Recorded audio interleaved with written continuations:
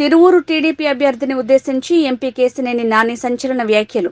Tiruvuru TDP అభ్యర్థి ఒక కాలకేయుడు, కీచకుడు కూడా.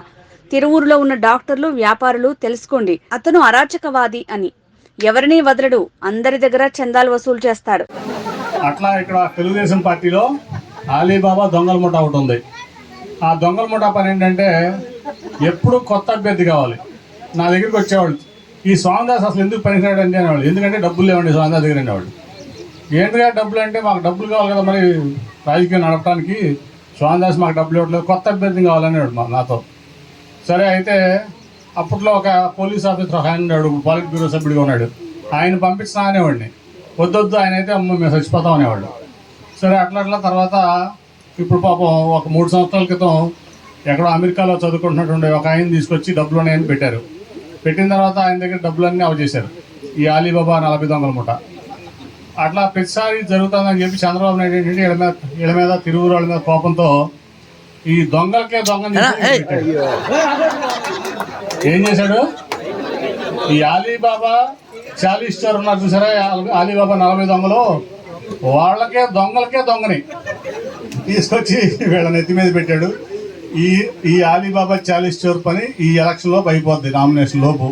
వీళ్ళు పాపం ఎన్ని అవమానాలు పడాలో నాకు తెలుసు, ఎన్ని అవమానాలు పడాలో నాకు తెలుసు.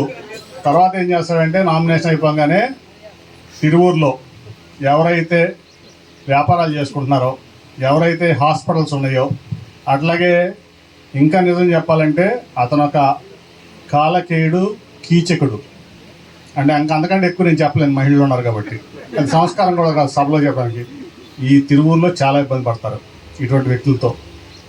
ప్లస్ ఇంకోటి ఆల్రెడీ చాలామంది అమెరికా నుంచి ఫోన్ చేస్తారు నాకు, ఏంటి ఇతను పెడదా, ఇంతకుముందు అమరావతి ఉద్యమం అని చెప్పి మా దగ్గర డబ్బులు డాలర్లు పంపించుకునేవాడు, ఇప్పుడు తిరువూరులో అభ్యర్థిగా నుంచుంటున్నాను, మీరు నాకు చందాలు పంపించండి, డాలర్లు పంపించండి, నేను తెలుగుదేశం పార్టీ అభ్యర్థిని అని చెప్పి మాకు ఫోన్ చేసి హింసిస్తున్నాడని నాకు అమెరికా నుంచి చాలామంది ఫోన్లు చేస్తున్నారు.